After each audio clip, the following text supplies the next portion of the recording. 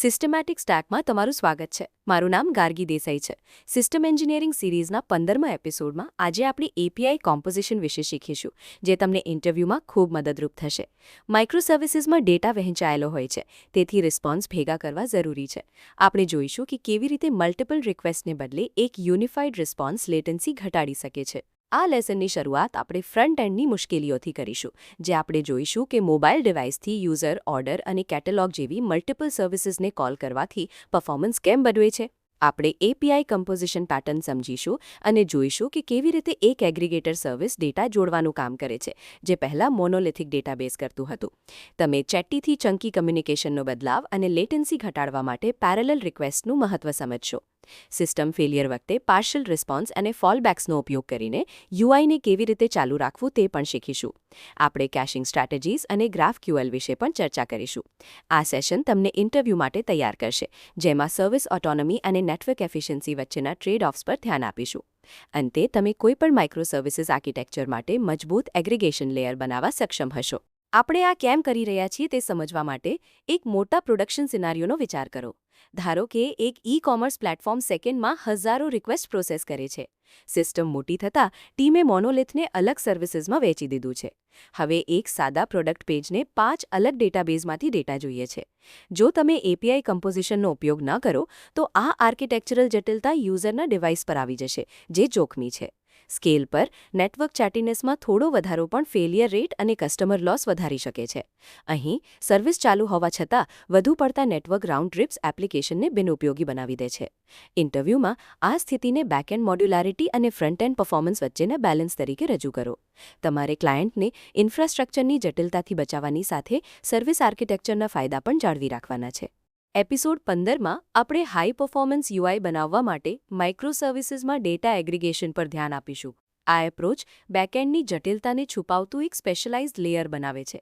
આ જરૂરી છે કારણ કે તે ફ્રન્ટ એન્ડને ડેટા ઓર્કેસ્ટ્રેશનને બદલે પ્રેઝન્ટેશન પર ફોકસ રાખવા દે છે. જો કે જો આ લેયર બરાબર ડિઝાઇન ન હોય તો તે આખી એપ્લિકેશન માટે ફેલિયર પોઈન્ટ બની શકે છે. ઇન્ટરવ્યુઅર તમારી આ સમજને ચકાસશે. તમારે સાબિત કરવું પડશે કે તમે નવો મોનોલિથ બનાવ્યા વગર ડેટા એગ્રીગેટ કરી શકો છો. આપણે મલ્ટિપલ સર્વિસીસના ડેટાને એક ક્લીન રિસ્પોન્સમાં મર્જ કરવાની રીતો જોઈશું. લક્ષ્ય યુઝરની સીમલેસ અનુભવ આપવાનું અને બેકએન્ડ સર્વિસીસને સ્વતંત્ર રાખવાનું છે. આ બેલેન્સ જે સિનિયર એન્જિનિયરની ઓળખ છે. આપણે એગ્રીગેટરને ફાસ્ટ અને રેઝિલિયન્ટ બનાવવાની સ્ટ્રેટેજીઝ પણ શીખીશું. ધારો કે તમે એક મોડર્ન મોબાઈલ એપમાં ચેકઆઉટ સ્ક્રીન બનાવી રહ્યા છો. આ એક પેજ માટે એપને 3 અલગ સોર્સમાંથી ડેટા જોઈએ. એડ્રેસ માટે યુઝર સર્વિસ, કાર્ટ માટે ઓર્ડર સર્વિસ અને ઇમેજીસ માટે કેટલોગ સર્વિસ. જો એગ્રીગેશન સ્ટ્રેટેજી ન હોય તો મોબાઈલ ક્લાયન્ટે 3 અલગ નેટવર્ક રિક્વેસ્ટ કરવી પડે. હાઈ લેટન્સી નેટવર્ક પર આ એક દુઃસ્વપ્ન જેવું છે. દરેક રિક્વેસ્ટમાં અલગ ટીસીપી હેન્ડશેક અને ટીએલએસ નેગોશિએશન થાય છે, જે બેટરી વાપરે છે અને યુઆઈને સ્લો બનાવે છે. આ ફ્રેગમેન્ટેશન જ ફ્રન્ટ એન્ડ નાઇટમેર છે. આનાથી માત્ર યુઝર એક્સપિરિયન્સ જ નથી બગડતો, પણ કોડ પણ કોમ્પ્લેક્સ બને છે, કારણ કે ડેવલપર્સે મલ્ટિપલ કોલ્સ અને એરર સ્ટેટ્સ હેન્ડલ કરવા પડે છે. જો એક સર્વિસ સ્લો હોય તો આખું પેજ હેંગ થઈ જાય છે. ઇન્ટરવ્યૂ માટે આ બોટલનેક સમજવું જરૂરી છે, કારણ કે તે સમજાવે છે કે ડિસ્ટ્રિબ્યુટેડ સિસ્ટમમાં આપણે ડેટા ફેચિંગ માત્ર ક્લાયન્ટ પર કેમ ન છોડી શકીએ. આપણે એક યુનિફાઈડ એન્ટ્રી પોઈન્ટ આપવો જ પડે. એપીઆઈ કોમ્પોઝિશન એટલે અલગ અલગ સર્વિસીસમાંથી ડેટા ભેગો કરીને તેને એક સિંગલ રિસ્પોન્સમાં જોડવો. આમાં એક ઇન્ટરમીડિયેટ સર્વિસ રિક્વેસ્ટ મેળવીને તેને વિવિધ માઇક્રો સર્વિસીસમાં વહેંચે છે અને પછી પરિણામોને એકસાથે જોડે છે. આનાથી ક્લાયન્ટ માટે ઇન્ટરનલ આર્કિટેક્ચરની જટિલતા છુપાયેલી રહે છે અને તેમને માત્ર એક જ એન્ડપોઈન્ટ દેખાય છે. જો એગ્રીગેટર અસિંક્રોનસ ન હોય તો લેટન્સી વધી શકે છે. ઇન્ટરવ્યૂમાં ખાસ જણાવજો કે એગ્રીગેટરનું કામ ડેટા મેળવવાનું અને તેને ફિલ્ટર કરવાનું છે, જેથી ક્લાયન્ટને માત્ર જરૂરી ડેટા જ મળે. આનાથી પેલોડ સાઇઝ ઘટે છે અને પરફોર્મન્સ સુધરે છે. ટૂંકમાં આપણે ડેટા જોઇનિંગનું ભારે કામ ડેટાબેઝ કે ક્લાયન્ટને બદલે એક સ્પેશિયલાઇઝ સર્વિસ લેયર પર શિફ્ટ કરીએ છીએ. ટેકનિકલી એપીઆઈ કોમ્પોઝિશન એક એવું સ્ટ્રક્ચરલ પેટર્ન છે જ્યાં એક સ્પેશિયલાઇઝ્ડ સર્વિસ જોઇન પોઈન્ટ તરીકે કામ કરે છે. મોનોલિથમાં તમે એસક્યુએલ જોઇન વાપરો છો, પણ માઇક્રોસર્વિસીસમાં ડેટા અલગ અલગ ડેટાબેઝમાં હોય છે. તેથી એગ્રીગેટર આ જોઇન લોજિક મેમરીમાં કરે છે. આ મહત્વનું છે કારણ કે તે સર્વિસ ઓટોનોમી જાળવી રાખે છે. જો કે લોજિક ટ્રેપથી સાવધ રહેજો. જો તમે આમાં વધુ પડતું બિઝનેસ લોજિક ઉમેરશો તો તે ડિસ્ટ્રિબ્યુટેડ મોનોલિથ બની જશે. એગ્રીગેટરને હંમેશા ડેટા ટ્રાન્સફોર્મેશન પૂરતું સીમિત રાખો. ઇન્ટરવ્યૂમાં સમજાવો કે આ પેટર્ન ડેટા સ્કેટરિંગની સમસ્યા ઉકેલે છે, જે આર્કિટેક્ચરલ પ્યોરિટી અને ફ્રન્ટ એન્ડ પરફોર્મન્સ વચ્ચે સંતુલન જાળવે છે. એગ્રીગેશન લેયર એક મિડલ ટાયર સર્વિસ છે, જે સર્વિસ ડિસ્કવરી, રિક્વેસ્ટ પેરેલલાઇઝેશન અને ડેટા ટ્રાન્સફોર્મેશન સંભાળે છે. તે હબ એન્ડ સ્પોક મોડેલ પર કામ કરે છે, જ્યાં એગ્રીગેટર હબ છે અને માઇક્રો સર્વિસીસ સ્પોક્સ છે. આ લોજિકને સેન્ટ્રલાઇઝ કરીને સિક્યોરિટી અને મોનિટરિંગ સુધારે છે. જોકે જો તે હોરિઝોન્ટલી સ્કેલેબલ ન હોય તો તે બોટલનેક બની શકે છે. તે દરેક રિક્વેસ્ટ હેન્ડલ કરતું હોવાથી લાઇટવેઇટ હોવું જરૂરી છે. ઇન્ટરવ્યૂમાં ખાસ જણાવજો કે એગ્રીગેટર સ્ટેટલેસ હોવું જોઈએ, જેથી ટ્રાફિક વધતા તેના મલ્ટિપલ ઇન્સ્ટન્સ બનાવી શકાય. આ ગેટવે ફ્રન્ટ એન્ડ ડેવલપરનું કામ સરળ બનાવે છે અને બેકએન્ડ સર્વિસીસને આઇસોલેટેડ રાખીને આર્કિટેક્ચરને ક્લીન રાખે છે. પરફોર્મન્સની વાત કરીએ તો આપણે ચટ્ટી અને ચંકી કોલ્સની સરખામણી કરીએ છીએ. મોબાઈલથી થતા નાના નાના અનેક કોલ્સ ચટ્ટી છે, જે કનેક્શન ઓવરહેડને કારણે પરફોર્મન્સ બગાડે છે. તેની સામે એક મોટો ચંકી કોલ આ હેન્ડશેક ઓવરહેડ ઘટાડે છે. તે હાઈ લેટન્સી એર ઇન્ટરફેસ પર રાઉન્ડ ટ્રિપ્સ ઘટાડીને કામ કરે છે. મોબાઈલ યુઝર્સ લેટન્સી પ્રત્યે ખૂબ સંવેદનશીલ હોય છે. થોડી મિલીસેકન્ડનો વિલંબ પણ એપ છોડવા મજબૂર કરી શકે છે. જો કે ડેટા ફિલ્ટર ન કરો તો ચંકી રિસ્પોન્સ ઘણો મોટો થઈ શકે છે, જે ડાઉનલોડમાં સમય લેશે. ઇન્ટરવ્યૂમાં સમજાવો કે એગ્રીગેટરનું કામ આ બેલેન્સ જાળવવાનું છે. તમારે એટલો ડેટા ભેગો કરવો જોઈએ કે વારંવાર ટ્રિપ્સ ન કરવી પડે, પણ પેલોડ બોજ ન બને. આ ટ્રેડ ઓફ સિસ્ટમ ડિઝાઇનનો ક્લાસિક પ્રશ્ન છે.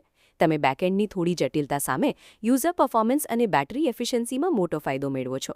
જટિલતાને એવી જગ્યાએ ખસેડવી જ્યાં તેને મેનેજ કરવી સરળ હોય, તે એક વ્યૂહાત્મક નિર્ણય છે. હવે આપણે લેટેન્સીની સમસ્યા વિશે વાત કરીશું, જે એપીઆઈ કમ્પોઝિશનમાં મોટો અવરોધ છે. જ્યારે તમારું એગ્રીગેટર એકસાથે અનેક સર્વિસીસને રિક્વેસ્ટ મોકલે છે, ત્યારે રિસ્પોન્સ ટાઈમ સૌથી ધીમી સર્વિસ પર નિર્ભર કરે છે. જો યુઝર અને કેટલોગ સર્વિસ 50 ms જવાબ આપે, પણ ઓર્ડર સર્વિસ 500 ms લે, તો યુઝરે પૂરી અડધી સેકન્ડ રાહ જોવી જ પડશે. અહીં પેરેલલ એક્ઝિક્યુશન અનિવાર્ય છે. જો તમે એક પછી એક કોલ્સ કરશો, તો લેટેન્સી વધી જશે અને પરફોર્મન્સ બગડશે. ઇન્ટરવ્યૂમાં જણાવજો કે આ ફેન આઉટ પેટર્નથી કેસ્કેડિંગ ડિલેનું જોખમ રહે છે. જો કોઈ એક સર્વિસ ડેટાબેઝ લોક જેવા કારણોથી ધીમી પડે, તો તે એગ્રીગેટરના રિસોર્સ રોકી શકે છે. આથી આખા યુઝર એક્સપિરિયન્સને બચાવવા માટે તમારે સ્ટ્રિક્ટ ટાઈમઆઉટ્સ અને હેજિંગનો ઉપયોગ કરવો જોઈએ.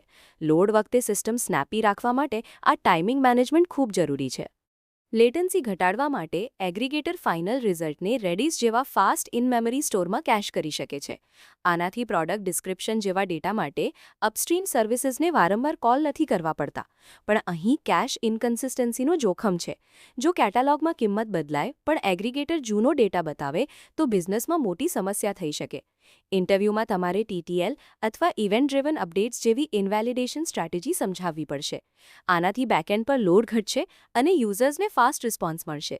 જો કે કેશિંગથી કોમ્પ્લેક્સિટી વધે છે, એટલે તમારે નક્કી કરવું પડશે કે સ્પીડ સામે ડેટાની સચોટતા કેટલી જરૂરી છે. પાર્શિયલ ફેલિયરને હેન્ડલ કરવું એ તમારી આર્કિટેક્ચરની અસલી કસોટી છે. જો ઓર્ડર સર્વિસ ડાઉન હોય પણ યુઝર અને કેટલોગ ચાલુ હોય તો શું?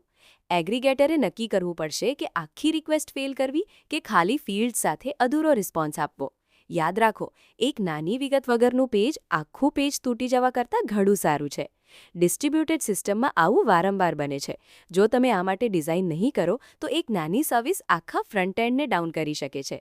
ઇન્ટરવ્યૂમાં સમજાવો કે કેવી રીતે નલેબોન ફિલ્ડ્સ કે ડિફોલ્ટ વેલ્યુઝ રાખવી જોઈએ. આનાથી UI પ્રોફાઇલ અને પ્રોડક્ટ ડિટેલ્સ બતાવી શકશે, ભલે ઓર્ડર સેક્શનમાં એરર હોય. આને ગ્રેસફુલ ડિગ્રેડેશન કહેવાય. નેટવર્કની સમસ્યાઓ વચ્ચે પણ સિસ્ટમ ટકી રહેવી જોઈએ.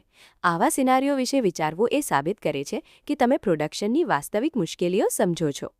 આ નિષ્ફળતાઓને હેન્ડલ કરવા માટે તમારે સર્કિટ બ્રેકર્સ અને ફોલબેક્સ જેવી રેઝિલિયન્સ પેટર્ન વાપરવી જોઈએ. સર્કિટ બ્રેકર અપસ્ટ્રીમ સર્વિસના ફેલિયર રેટને ટ્રેક કરે છે અને જો તે મર્યાદા વટાવે તો તે કોલ્સ અટકાવી દે છે, જેથી રિસોર્સ વેડફાય નહીં. આનાથી સંઘર્ષ કરતી સર્વિસને રિકવર થવાનો સમય મળે છે અને તમારું એગ્રીગેટર હેંગ થતું નથી. જ્યારે સર્કિટ ઓપન હોય ત્યારે તમે ફોલબેક તરીકે ડિફોલ્ટ વેલ્યુ આપી શકો છો. જેમ કે જો રેકમેન્ડેશન સર્વિસ ડાઉન હોય તો તમે પોપ્યુલર આઇટમ્સનું લિસ્ટ વટાવી શકો.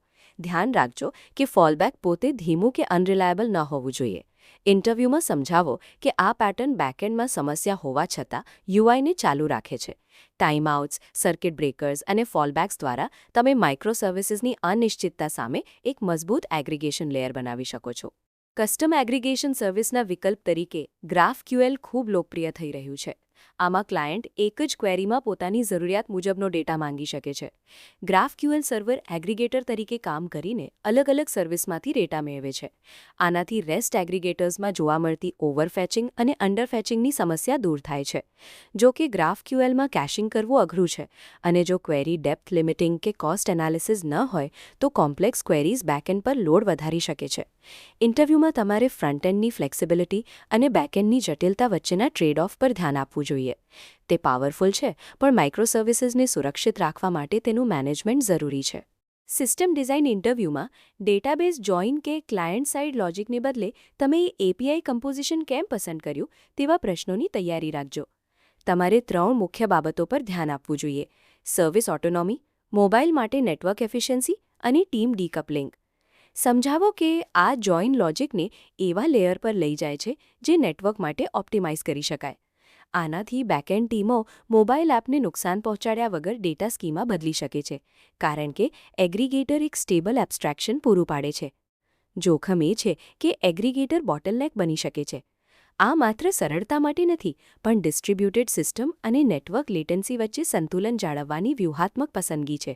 ઇન્ટરવ્યુઅર તમારી આ જ સમજણ ચકાસે છે. ચાલો એપીઆઈ કોમ્પોઝિશનની બેસ્ટ પ્રેક્ટિસીસ જોઈએ. પહેલું, એગ્રીગેટરમાં લોજિક ઓછું રાખો. તે માત્ર ઓર્કેસ્ટ્રેશન માટે હોવું જોઈએ, બિઝનેસ રૂલ્સ માટે નહીં. બીજું, બને ત્યાં સુધી અસિન્ક્રનસ નોન બ્લોકિંગ કોલ્સ વાપરો, જેથી આઈઓ વેઇટિંગમાં રિસોર્સ વેડફાય નહીં. ત્રીજું, એગ્રીગેટર હોરિઝોન્ટલી સ્કેલેબલ હોવું જોઈએ, જેથી તે સિંગલ પોઈન્ટ ઓફ ફેલિયર ન બને. જો એગ્રીગેટર અક્ષમ હશે તો માઇક્રોસર્વિસીસના ફાયદા ખતમ થઈ જશે. ઘણીવાર લોકો ઓબ્ઝર્વેબિલિટી ભૂલી જાય છે. ટ્રેસિંગ વગર ખબર નથી પડતી કે કઈ સર્વિસ મોડી છે. ઇન્ટરવ્યૂમાં ડિસ્ટ્રિબ્યુટેડ ટ્રેસિંગ પર ભાર મૂકજો. આનાથી સિસ્ટમ ફાસ્ટ અને રેઝિલિયન્ટ બનશે, જે રિયલ વર્લ્ડ ટ્રાફિક સરળતાથી હેન્ડલ કરી શકશે. એપીઆઈ કોમ્પોઝિશનના આ સેશનમાં જોડાવા બદલ આભાર. હવે તમે તમારી માઇક્રોસર્વિસીસ સફરમાં આ પેટર્ન્સ લાગુ કરવા માટે તૈયાર છો. આપણે જોયું કે તે ડિસ્ટ્રિબ્યુટેડ ડેટા માટે કેવી રીતે કામ કરે છે અને હાઈ પરફોર્મન્સ યુઝર એક્સપિરિયન્સ, ખાસ કરીને મોબાઈલ માટે કેમ જરૂરી છે. યાદ રાખજો, આ પેટર્ન ફ્રન્ટએન્ડની સમસ્યાઓ ઉકેલે છે, પણ કેસ્કેડિંગ લેટન્સી અને ખોટી જગ્યાએ બિઝનેસ લોજિક મૂકવા જેવી ભૂલોથી સાવધ રહેવું પડશે. તમારી નેક્સ્ટ સિસ્ટમ ડિઝાઇન ઇન્ટરવ્યૂમાં પેરેલલ એક્ઝિક્યુશન, કેશિંગ અને પાર્શિયલ ફેલિયરના ટ્રેડ ઓફ્સ ખાસ ધ્યાનમાં રાખજો. આ વિગતો જ સાબિત કરશે કે તમે રિયલ સિસ્ટમ્સ બનાવી છે. આ ટૂલ્સનો ઉપયોગ કરીને મોડ્યુલર અને ફાસ્ટ સિસ્ટમ્સ બનાવો. તમારા પ્રોજેક્ટ્સમાં આ કન્સેપ્ટ્સનો ઉપયોગ જોવા હું ઉત્સુક છું. તો આપણે જોયું કે કેવી રીતે એપીઆઈ કમ્પોઝિશન વિખરાયેલા માઇક્રોસર્વિસીસને ક્લીન રિસ્પોન્સમાં ફેરવે છે. આ ડેટાબેઝના જોઈન લોજિકને એગ્રીગેશન લેયરમાં લાવવા જેવું છે. ઇન્ટરવ્યૂમાં મોબાઈલ હેન્ડશેક ઘટાડવા માટે ચેટીને બદલે ચંકી રિક્વેસ્ટ્સ પર ભાર મૂકજો. આપણે 3 ખાસ બાબતો જોઈ: સ્લો સર્વિસથી બચવા પેરેલલ કોલ્સ, લેટન્સી ઘટાડવા કેશિંગ અને પાર્શિયલ ફેલિયરનું હેન્ડલિંગ. એગ્રીગેટર, બીએફએફ કે GraphQL ગમે તે હોય, લક્ષ્ય ક્લાયન્ટથી કોમ્પ્લેક્સિટી છુપાવવાનું છે. આ ટ્રેડ ઓફ સમજવા એટલે આર્કિટેક્ચર અને યુઝર એક્સપિરિયન્સ વચ્ચે બેલેન્સ જાળવવું. એપીઆઈ કોમ્પોઝિશન અહીં પૂરું થાય છે. તમારી નેક્સ્ટ સિસ્ટમ ડિઝાઇન ઇન્ટરવ્યૂમાં ડેટાબેઝ જોઈન કરતાં એગ્રીગેટર કેમ સારું છે તે સમજાવવા તૈયાર રહેજો. આ બધું સર્વિસ ઓટોનોમી અને નેટવર્ક ઓવરહેડ ઘટાડવા વિશે છે. પાર્શિયલ ફેલિયર માટે સર્કિટ બ્રેકર્સ કે ડિફોલ્ટ્સનો ઉપયોગ તમને બીજાથી અલગ પાડશે. GraphQL અને સ્કેલેબિલિટીના ટ્રેડ ઓફ્સ હવે તમે જાણો છો. વધુ ટેકનિકલ વિગતો માટે સબસ્ક્રાઇબ કરો. હવે પછી આપણે બીએફએફ વિશે જાણીશું. Happy designing!